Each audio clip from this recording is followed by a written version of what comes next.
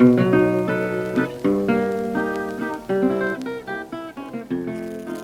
everybody, welcome to another episode of the Food History Happy Hour. I'm your host, Sarah Wasberg-Johnson. Tonight we are going to be talking about Thanksgiving and Thanksgiving food history and all that great stuff. And we're going to be making the rail splitter cocktail from 1917. So if you are watching, go ahead and say hi in the comments. And we'll give it just a second and we'll get started. I'm going to take a drink of non-cocktail beverage. Is anybody cocktailing along tonight since I posted the recipe this morning? Tonight's recipe is not actually an alcoholic cocktail, but I thought it was appropriate for Thanksgiving, maybe a little more kid-friendly if you're having Thanksgiving with kids this year. And it's pretty straightforward recipe to put together. You don't need a lot of special ingredients. So I think we're going to go ahead and start. I'm going to pull up the recipe on my phone since I posted it earlier. Give me 1 second here. Well, I can tell you that it has fresh lemon in it. Hi, everybody. Hi, Rosemary and Heather. I'm so glad you're going to cocktail along, Heather, although I know it's another non-alcoholic one. Oh, Glenn has special Polish beer tonight. All right, so the recipe is from 1917. It calls for 1 pony of syrup, which I think is this end. And because it's close to Thanksgiving, and I thought this could use a little flavor, and also because it's an indigenous ingredient, we are going to be using maple syrup instead of regular simple syrup. So it calls for a pony of syrup, the juice of half a lemon. It says to shake well in a mixing glass with cracked ice, strain into a Collins glass, add 1 cube of ice, and fill up with ginger beer, which I could not find in my grocery store. I don't know why they don't have ginger beer. They only had ginger ale, so I have grocery store brand ginger ale, so we're going to have to make do with that. And also, I'm feeling kind of lazy tonight, so I'm not going to shake it separately because you're just shaking lemon juice and maple syrup together. I don't feel like doing that. However, because it does call for the juice of half a lemon, my favorite cocktail gadget ever, the Juice-O-Matic from 1940 is making an appearance. John says I didn't look hard enough. I looked in all of the aisles, John, for ginger beer. I know. I guess my grocery store is just sad, and I didn't have time to make a special trip to another store. All right, so we're going to juice half our lemon here. I always feel sad for the other half of lemon that doesn't get to participate. I really need to find a bigger table for this show, you guys. All right, so here we go. Juice-O-Matic, my favorite. Juicing juice of half a lemon. If you don't have a Juice-O-Matic at home, you can just squeeze half a lemon into a container. You can do it by the wedge. If you have a citrus reamer, you can do it that way. They do actually sell versions of this in a lot of grocery stores, little flip and squeeze version. They make it for both lemons and limes. All right, I think that's all we're going to get out of there. There he is. All squished. Can you see? It's so bright in here. All right, so there's the juice of our half a lemon. I'm going to pour into our Collins glass. Juice-O-Matic's going to go away.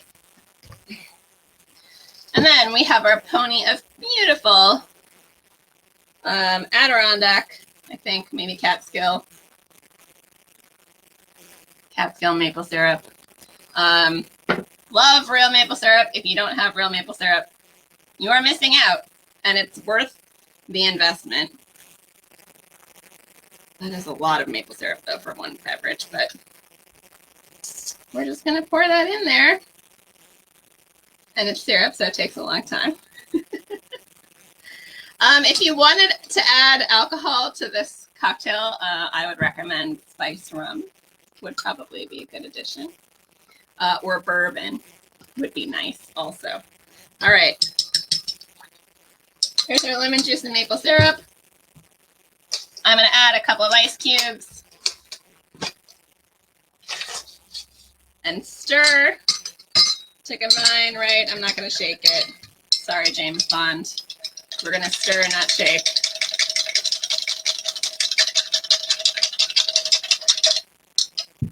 Okay.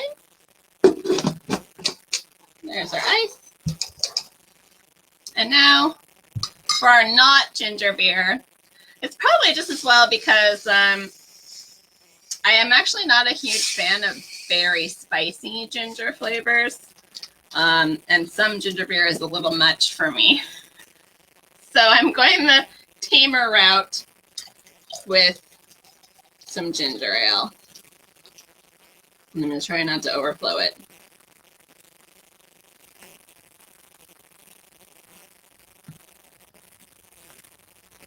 Okay. Now we can see how it tastes. Give it a little stir. Oh my God. That was way too much maple syrup, you guys. Oh my God, it's so sweet. Wow. No, I would not recommend a pony of maple syrup. Yep. Wow.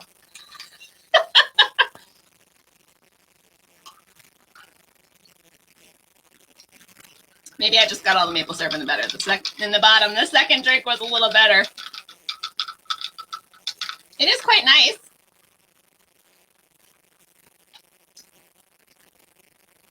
Yeah. The maple syrup and the lemon don't overpower the ginger ale, surprisingly. But like I said, it is very sweet. Maybe ginger beer in 1917 was not as sweet as it is now. Or maybe people in 1917 just had much bigger sweet tooths than we do now, which is entirely possible because that's how they dealt with prohibition, was by eating a lot of sugar. So if you're just joining us, I made the rail splitter cocktail, which is a pony of syrup, which is too much. I would not do a whole pony of syrup. The juice of half a lemon, and you fill with ginger beer or ginger ale. If you wanted to add some alcohol, spiced rum or bourbon would be good additions. I wouldn't do more than an ounce.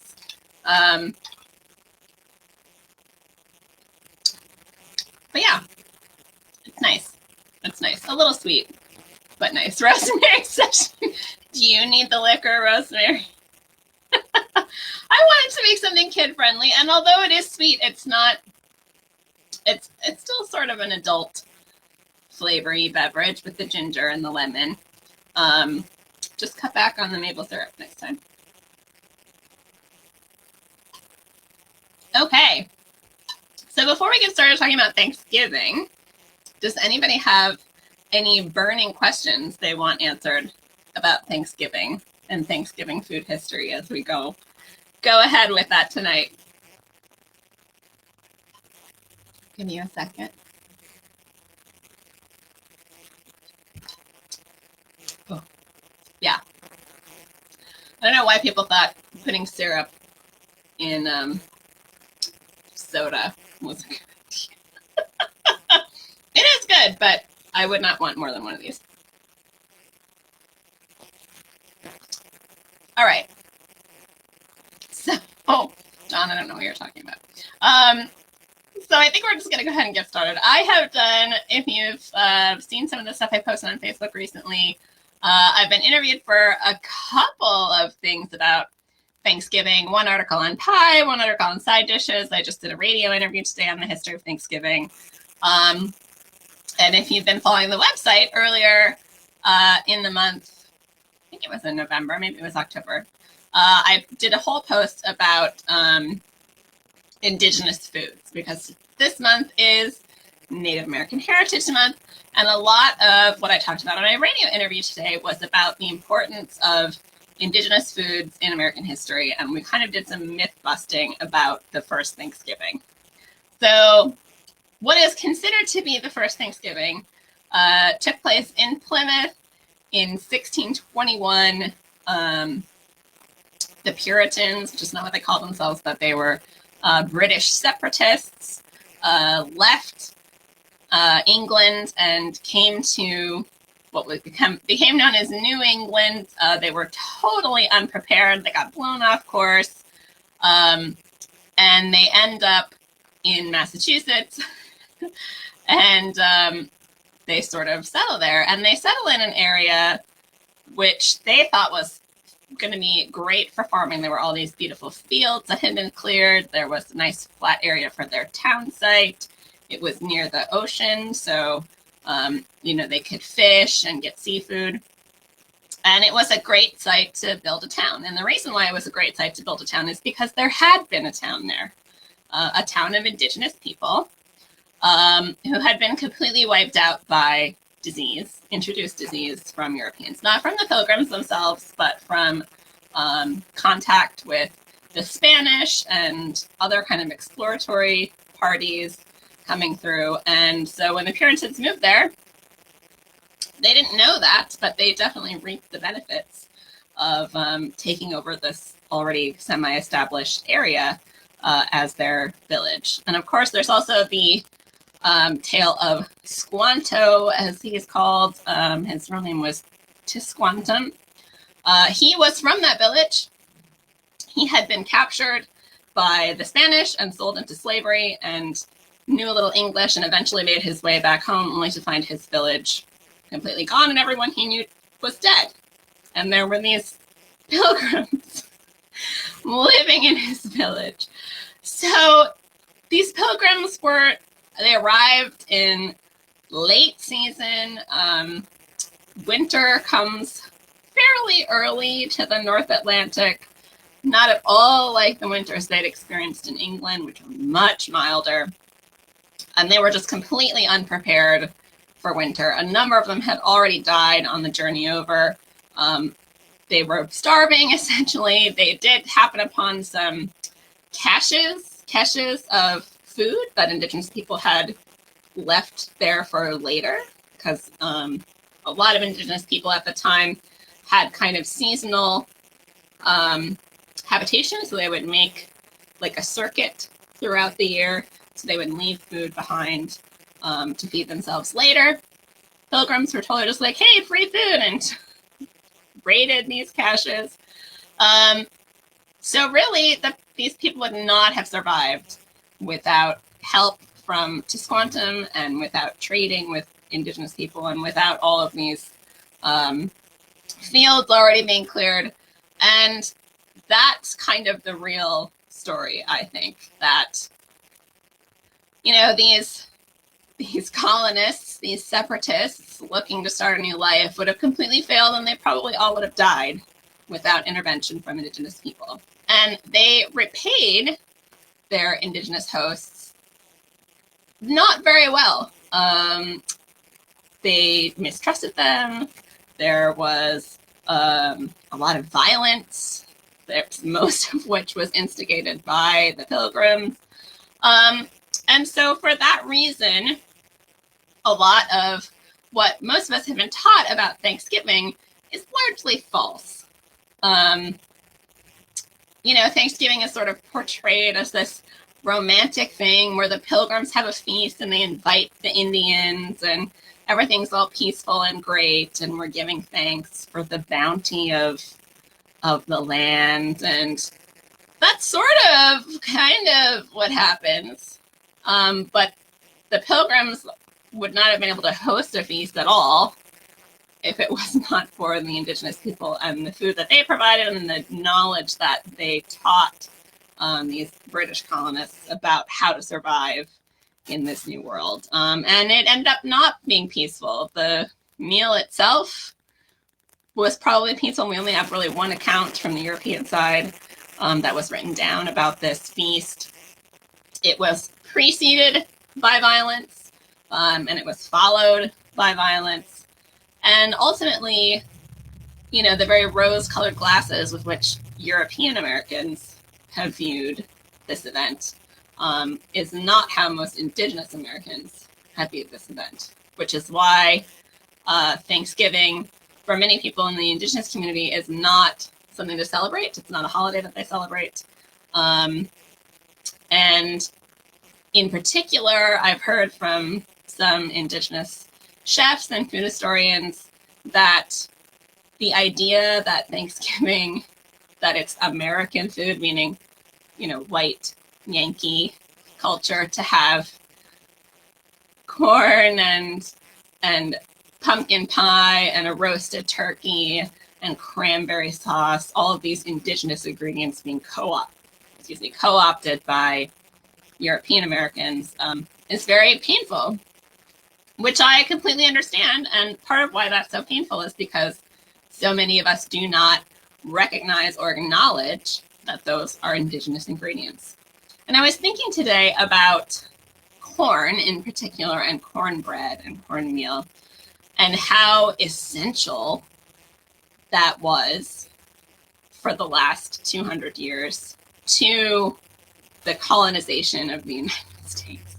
If you think about, pioneers and westward expansion, a lot of that was based on cornmeal and salt pork. And I think about the very early European colonists coming to the New World, and wheat did not grow in New England. Rye grew somewhat well, but corn and cornmeal was really the backbone of British colonist diet in New England. And that was true throughout most of the colonies, that corn was this fairly easy to grow, high yield, essential food. It was easy to process. Unlike other grain, you don't have to thresh it. You can, you can remove corn from the cob by hand. It keeps better.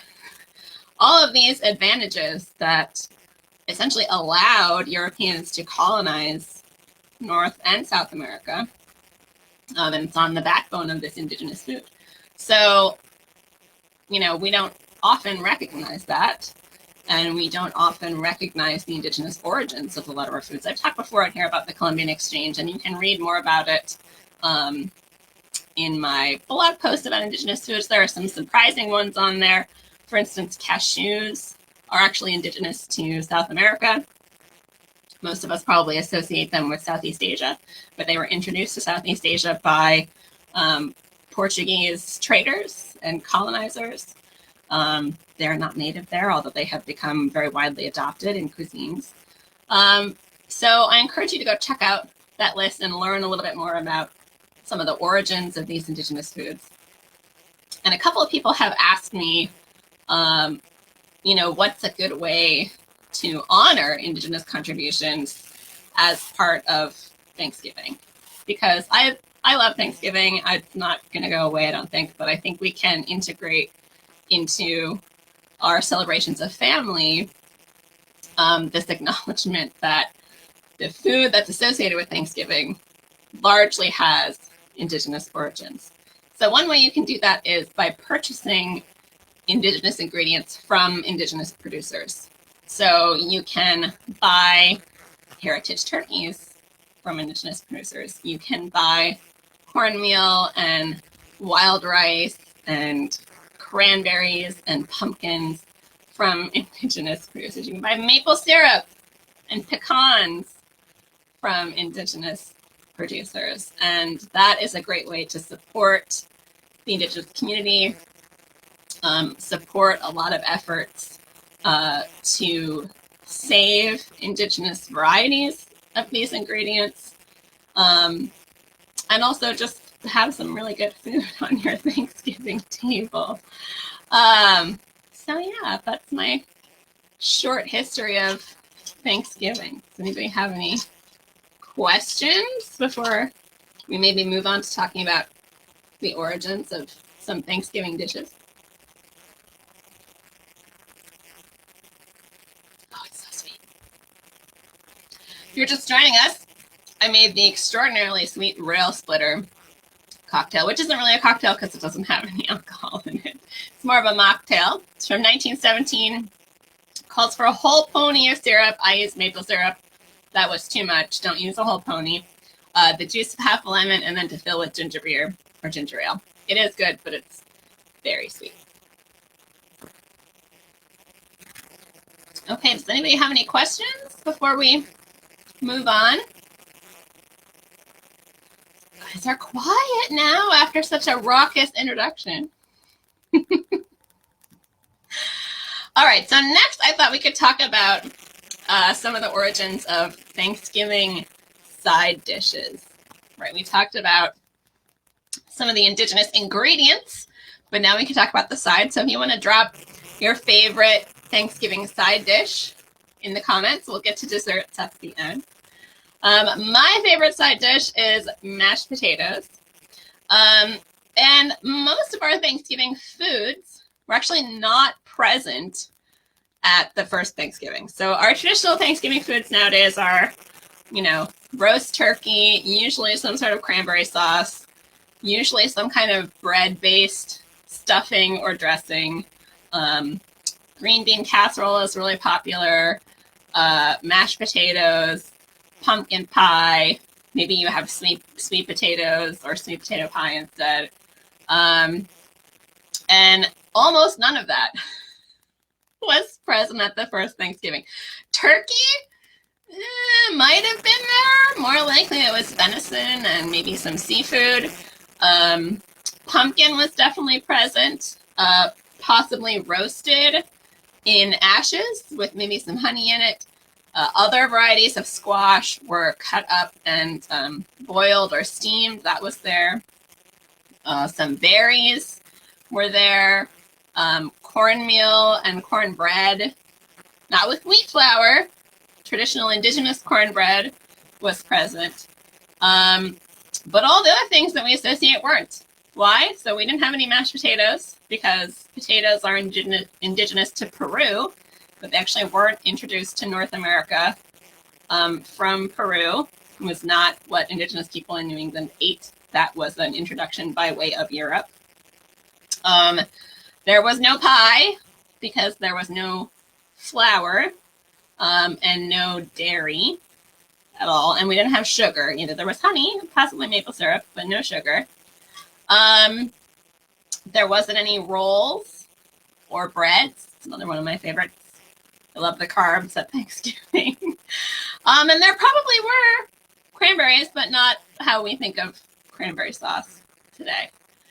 Definitely no green bean casserole, definitely no creamed onions, definitely no stuffing or dressing.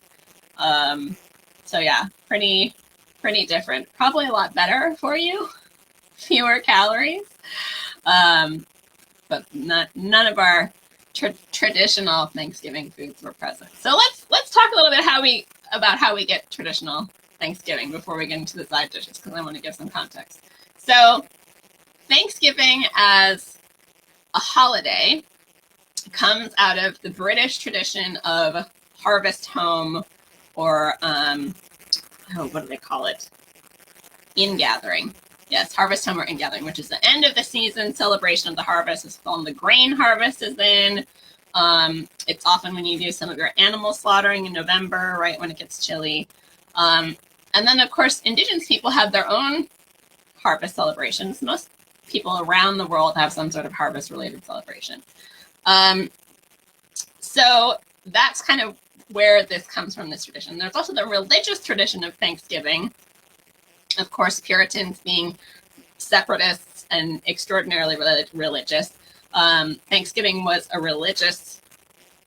had a huge religious aspect to it, that you're giving thanks to God for some event or thankfulness for, probably in their case, not starving to death. So there's that aspect as well. But it was not really a formal event anywhere until the 19th century. So there were occasional days of Thanksgiving, like during the American Revolution. You know, there were proclaimed days of Thanksgiving. They didn't necessarily happen in the fall. And it's really not until the 1820s and 30s that there starts to be a movement around Thanksgiving. And the primary driver of that movement is a woman named Sarah Josepha Hale, who actually starts a letter writing campaign in the 1820s to make Thanksgiving like a national holiday. So she's from New England. It's kind of a New England thing. She wants it to be this national holiday of giving thanks and celebrating the harvest season and counting all of our blessings, kind of a thing. So during the American Civil War, the United States was extraordinarily divided, right? And there was a lot of resentment in the South about the tradition of Thanksgiving, because that was seen as a very New England Yankee holiday. Pumpkins were super New England, cranberries were super New England, turkey was super New England, and Southerners resented having this other culture imposed on them, which I find hilariously ironic because they were enslaving people. But that's what was happening. And so during the American Civil War, there were a number of times when President Lincoln, proclaimed days of Thanksgiving. And finally, convinced by Sarah Josepha Hale, who for the last 40 years had been trying to get Thanksgiving made the national holiday, he proclaims it as a national holiday. Of course, we were still at war at that point, so the national holiday was only for really the northern half of the country. But of course, eventually the Union forces prevail. We win the Civil War. The country is reunified formally, and Thanksgiving continues after that, not without some complaint. But so how do we get from a random lady in New England writing some letters to the President of the United States listening to her and making this a national holiday? So part of that is Sarah Josepha Hale was a writer and an editor, and she was editor of Godey's Lady's Book, which was one of the first national periodicals directed specifically at women. And she was the editor of that. And she definitely used her platform as editor of this national publication focused on women to advocate for Thanksgiving as a national holiday. And periodicals play a fairly important role, particularly from the mid-century on, in kind of homogenizing American culture, because a lot of these periodicals had a more national focus, particularly the women's magazines. And that really had a role in helping to homogenize foodways and to homogenize kind of ideas about celebrations and entertaining. And so she's kind of using this national platform to advocate for this, and that's how the President of the United States ends up agreeing with her and making Thanksgiving a national holiday. Now, it doesn't really have a set date necessarily until the 20th century. So the tradition becomes that you celebrate Thanksgiving on like the last week of November, usually on the Thursday, but not always. So in 1939, FDR formalizes that Thanksgiving is going to be celebrated the last Thursday in the last week in November or something. I forget how it goes. But anyway, so then in 1941, he has to actually move it. Instead of the last Thursday in November, he makes it the fourth Thursday in November to give retailers an extra week of holiday shopping. That's trying to boost the economy a little bit, which is how we have it on the fourth Thursday in November every year. So that's kind of how that ends up. But also happening at the end of the 19th century is, in a way, the Southerners were right, because it's what I call the tyranny of New England. So because New England was among our most populous part of the country for most of the 19th century, it's where most of the major cities are: Boston, Philadelphia, New York. It's where a lot of the financial, that's what I'm looking for. It's like where a lot of the economic activity is happening. It's like the center of the Industrial Revolution in the United States, all this stuff.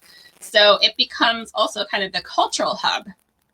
And because of that, that kind of gets imposed on the rest of the country. And also in the late 19th century, particularly the turn of the 20th century, you start to have a lot of nostalgia for the time that came before, right? The 19th century had seen incredible social, political, economic, and technological change. And whenever there's a huge upheaval and change, people get really nostalgic for the good old days. What's that, 1920? Sorry, 2020. 2020, similar things are happening, but guess what? When were the good old days and who were they good for? That's always the question. But this is happening in the turn of the 20th century as well. And so a lot of the nostalgia comes from the founding of the United States, right? We had our centennial anniversary in 1876. There is in New York, there's the Hudson-Fulton celebration in 1909, which is celebrating both Henry Hudson, who came to New York in 1609, first European to come up the Hudson River, right? And then also Robert Fulton, not an inventor, but a inventor and popularizer of the steamboat in the United States. So, you know, you have a lot of these retrospectives, there's world expositions, all of this stuff. And people get interested in the history of the founding of our country. They get interested in the history of Puritans and Pilgrims and all this stuff. But it's a very romanticized, frankly, white supremacist version of that history. And it kind of only just glosses over the surface. And because of that, there was kind of this reification, we'll call it, of New England traditional foodways, which is largely an amalgamation of British and Indigenous foodways. But of course, nobody acknowledged the Indigenous contribution at that time. It was just British, right? So that becomes sort of American food, even though Europeans have been living on pretty much the entire Atlantic coast since the 17th century, and they're all different sorts of regional variations on Thanksgiving food. Most of that gets subsumed under the New England version because that's the culture that gets elevated as American above these other regional differences. You do still have regional differences, which is why we can talk about side dishes now that I've given you all that context. The one I'm most interested in that has the most regional difference is stuffing or dressing. Now, there's all kinds of debate over if it's stuffing or dressing, or apparently in parts of Pennsylvania it's filling, right? But in my definition, the stuffing is the part that goes in the bird and gets cooked in the bird. And the dressing is the stuff that you cook in a separate dish. And I vastly prefer dressing because I find whatever is in the bird just turns to gummy mush, which is not, I think, justification. Some people like it because it's got, you know, all the turkey drippings and more flavor. It's a texture thing for me. But that's where you have the most regional variation. So obviously in the South, there's often cornbread stuffing. I know, Heather, some people call it filling. Some people stuff their turkeys with mashed potatoes. That's a thing. Some people put oysters in their stuffing. That's a very Victorian thing, back when oysters were much more affordable than they are now. Chestnuts were a very common filling, in large part because the American chestnut was a huge deciduous tree in abundance on the East Coast of the United States until the introduction of chestnut blight from Southeast Asia. So we had American chestnuts in abundance, so that was a filling. And of course, the traditional New England version, which could be just bread, or my personal favorite, which is my mother-in-law's recipe, has apples and onions and sage in hers, right? So all these different variations that have kind of stuck around.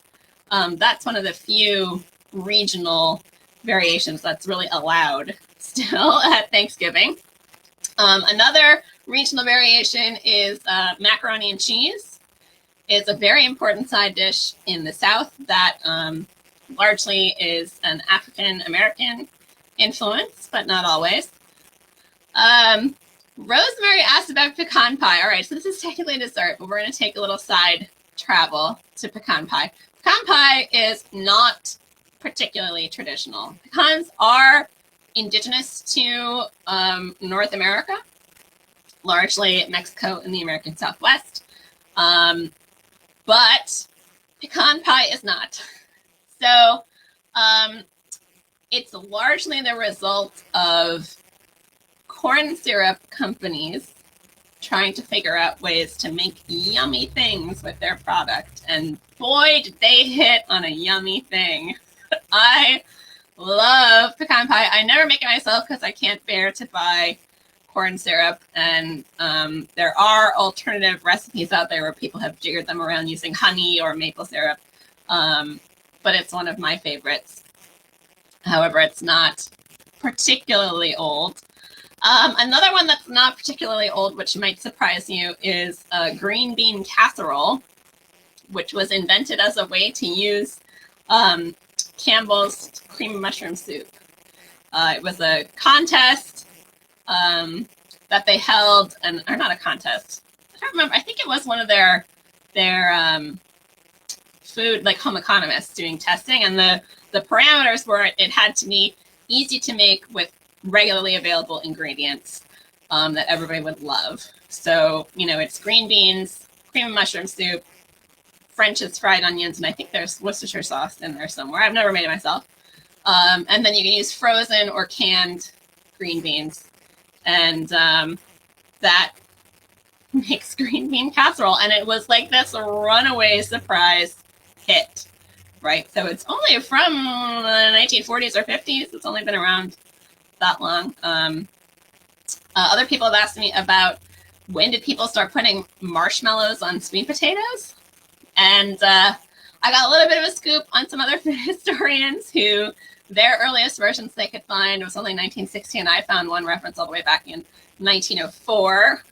But definitely marshmallow companies had a role in that as well. They definitely helped popularize that. Marshmallow manufacture at the turn of the 20th century became very popular. It was an inexpensive alternative to A, homemade meringue, and B, often whipped cream, right? So you could buy this commercially made marshmallow or marshmallow cream, and that was a cheaper alternative to maybe some of the more expensive traditional ingredients. So Heather says, I will fight anyone who cracks on the Campbell's green bean casserole. It's my mother's favorite. I'm personally not much of a fan. I think probably because it's largely made with canned green beans, which I really don't like. I think if it was made with frozen green beans, I might like it a little bit better, but I'm not a fan of overcooked green vegetables. I like mine to still be green and not olive green. Yeah, John talking about soul food staples. Yeah, so let's talk a little bit about sweet potatoes. Because, of course, in the South, the main Thanksgiving dessert is not pumpkin pie, it's sweet potato pie. So, as I had said earlier, the South, prior to and during the American Civil War, was super not happy about Thanksgiving and very strongly associated it with New England and the federal government and everything that was wrong with anyone who questioned them about slavery. So their alternative was to make sweet potato pie because sweet potatoes were more inherently Southern. Of course, sweet potatoes are also indigenous to South America, again, by way of Peru. They're not actually a potato. They're relatives of the morning glory, and they are not yams. Sweet potatoes and yams are similar. The term is often used interchangeably in the United States, but they are botanically very different. And West African yams, there's a lot of consumption of yams in West Africa. In West Africa, if you go to West Africa and try to feed them sweet potatoes, they're like, what is this? It's not the same. So they're not the same. But sweet potatoes were very widely cultivated in the American South. And so that was kind of their alternative. It's made very similarly to pumpkin pie. It's kind of a custardy, smooth pie, but again, made with sweet potatoes instead of pumpkin. And so that after the American Civil War, sweet potato pie really gets popularized in the African American community, in large part due to the efforts of George Washington Carver, who did a lot of research into sweet potatoes and the use of sweet potatoes. And he had a sweet potato pie recipe, which is actually much more similar to very early, like 17th century pumpkin pie recipes, which is you sliced the sweet potatoes and you baked them in a double crust, which is not how most Southerners eat sweet potato pie, but that's his recipe. And he really helped popularize sweet potatoes in the African American community, who of course they were eating them already, but he helped popularize them. And so I think that's part of the origin of sweet potato pie, which again is a mashup of, you know, British colonist food, right? Pie is very British, and indigenous ingredients, both pumpkin and sweet potato. And also dessert pie is pretty distinctly American. It does exist in Britain and France, but not really like it does in the United States. For instance, in Britain in the late 19th century, the term American apple pie arose to differentiate the American version from the British or the French version, which I find very interesting. But anyway, have I missed any side dishes? Oh, cranberries. I mean, people have a lot of opinions about cranberry sauce. I personally don't like the canned versions. I think they taste a little bitter and too sweet. I really like my mother-in-law's version, which my father-in-law also loved. It's raw cranberries and a whole raw orange, and you put them through a grinder, which like food grinders need to come back, okay, because they are not the same as food processors.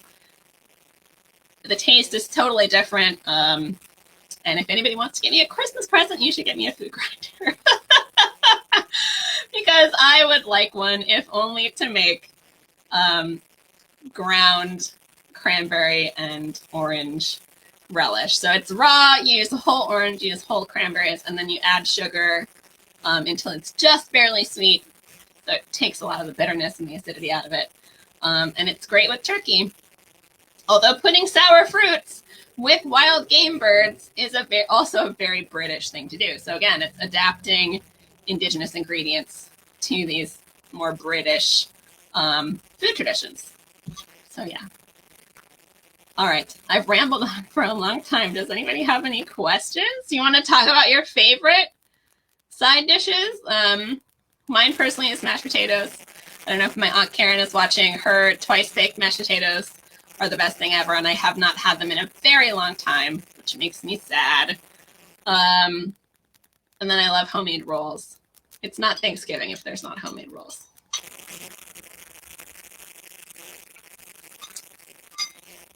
I don't think the rail splitter is going to become a Thanksgiving favorite unless I make another version with less maple syrup, and then we'll see how it is. All right. Any burning questions about Thanksgiving that I'm missing? I'm trying to think if there's any other Thanksgiving sides that I have not discussed. Oh, creamed onions. I don't know where that comes from. That's another New England thing, the tiny creamed onions, right? Are there any side dishes that you guys think are unique to your family? My father's mother always made, I think it was for Thanksgiving, made seafoam salad, which is lime jello and canned pears. And then you take an electric mixer once it's set and you beat it all up with Cool Whip. So it turns like this really pretty seafoam green, right? That's why it's called seafoam salad. Oh, Rosemary says, what am I doing for Thanksgiving? So we really agonized over what to do for Thanksgiving. But we are going up to see my mother-in-law, who is alone for her first Thanksgiving. So we're going to go up and see her. And then we're not going to see anybody else for probably 2 weeks after that, just to be sure. It is really hard with the pandemic. If she was not alone, we probably would not go. But we don't want her to be by herself. So we are going to go up. Plus, she always makes food for like 20 people. So somebody's got to go. Somebody's got to go up and eat it. Yeah, John, I think unique jello dishes are a very Midwestern thing. My mother-in-law also makes what we call in the Midwest frog eye salad, which sounds terrible, but it's acini di pepe, so a little tiny round pasta, and then she makes like a cooked sauce out of the fruit juice of canned fruit, including maraschino cherries, and then you mix it with canned fruit and the sauce, and like the pasta absorbs the sauce and turns pink, and then you add Cool Whip, of course. I have such a soft spot in my heart and in my stomach for sweet gelatin and, you know, all the different fruit salad desserts. I cannot do savory jello. I haven't ever tried, so I shouldn't probably say that, but I don't think I have it in me to do savory gelatinous things. John, okay, what is in your unique jello dish that you would try to recreate, but no one in your house would eat it? You can't say that and not tell us what's in it.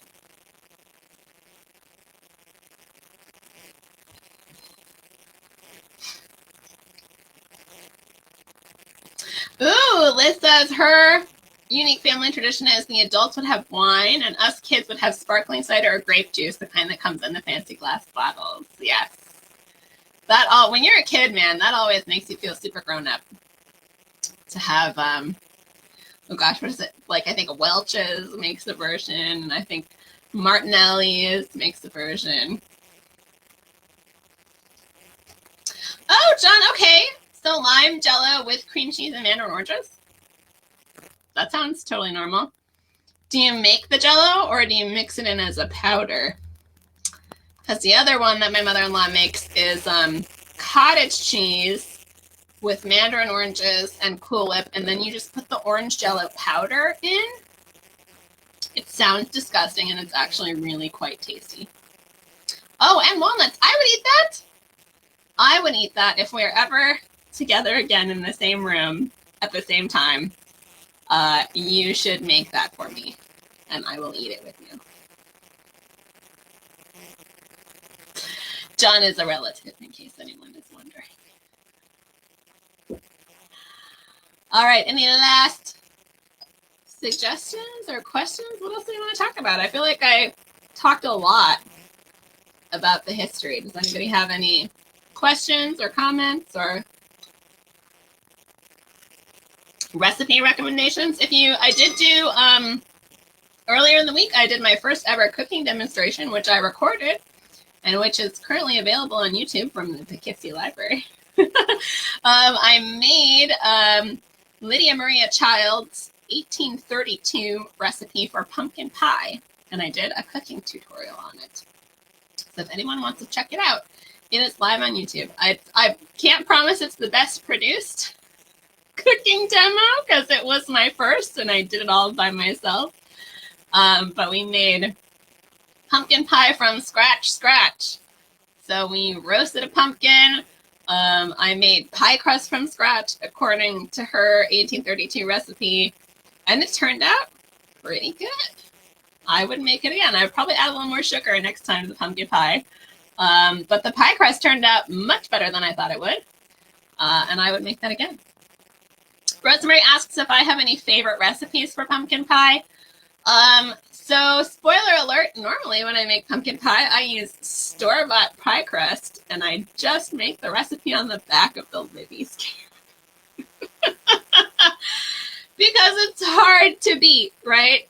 But I will say that roasting a pumpkin and making your own filling is really not that difficult, which you'll see if you watch the video. But essentially, you cut a pumpkin in half. I recommend a sugar pie pumpkin, but you can also do butternut squash because, other spoiler alert, Libby's canned pumpkin is mostly a type of butternut squash called Dickinson squash. So you roast it cut side down on a sheet pan at 350 for about 45 minutes or until it's very soft. You scrape it up and scrape it out of the skin and mash it up, and then you add eggs and milk and sugar and spice. It's usually 2 eggs and a cup of milk per pie. Should be pretty good. And then you pour it in your pie shell and you bake it, and it's delicious. So roast your own if you want to, or if there's a canned pumpkin shortage, like there seems to be every year, there's some noise about canned pumpkin shortage. Go buy a pumpkin, a real pumpkin, and make your own. It's just as good. Rita says, what about Thanksgiving ham? Is that a regional thing? It probably is. I haven't actually done too much research about it. We usually had turkey for Thanksgiving and ham for Christmas, along with Swedish meatballs. But some people do have ham for Thanksgiving, for sure. That might be slightly more of a Southern thing.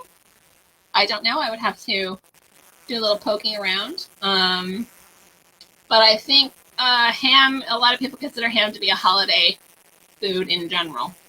Probably because if you get bone-in ham, it's quite a large piece of meat. So if you're feeding a crowd, cooking a ham is a fairly easy way to do it. And cold ham, cold sliced ham, and tongue, although we don't really eat beef tongue anymore in the United States. Cold sliced ham is also a very traditional party food in 18th century England. So that probably has a lot to do with it as well. Good questions. All right. Any last questions before we're done for the evening?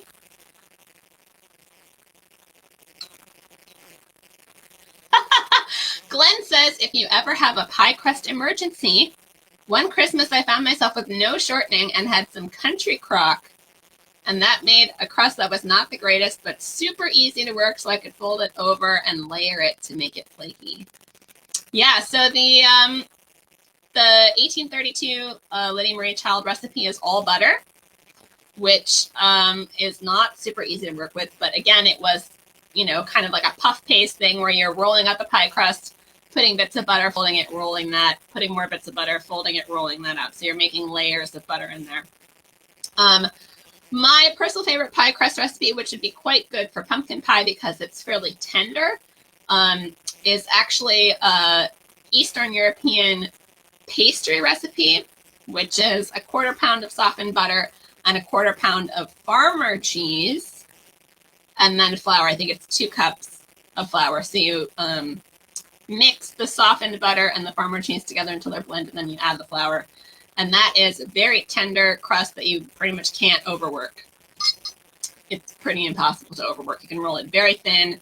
It's great for hand pies. I use it for everything. I use it for hand pies. I use it for vegetable pies. I use it for Cornish pasties. Like, you can make cookies out of it. You can wrap it around a piece of apple and make like little apple, teeny tiny apple pies. That's a really easy one to work with too. So if you're afraid of pie crust, try that version. And don't be afraid of pie crust. All right. Any last questions?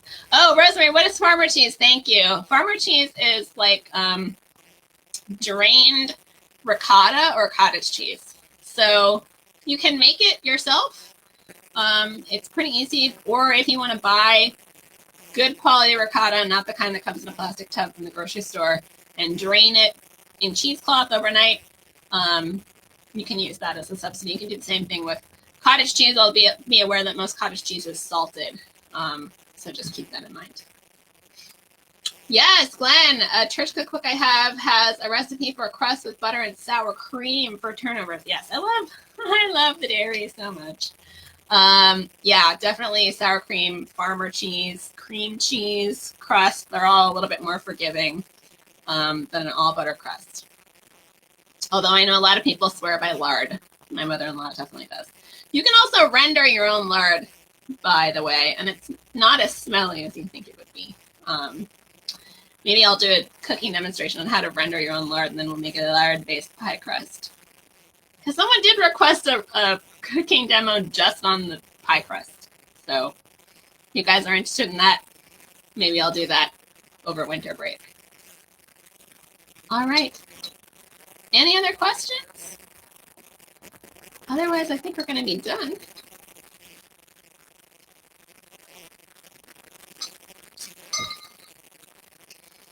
Even with the ice melting, still too sweet. All right, thank you so much, you guys, for joining. Thanks for joining to you too, John, and everybody have a great Thanksgiving. I am going to do, hopefully, another food history happy hour in December, so keep your eyes peeled for that. And I'm going to try and get the backlog of food history happy hours that I have up on YouTube. So thanks again, everyone, for joining me tonight. Again, I'm Sarah Wasford Johnson, also known as the food historian, and have a great holiday, and we'll see you next time. All right, good night.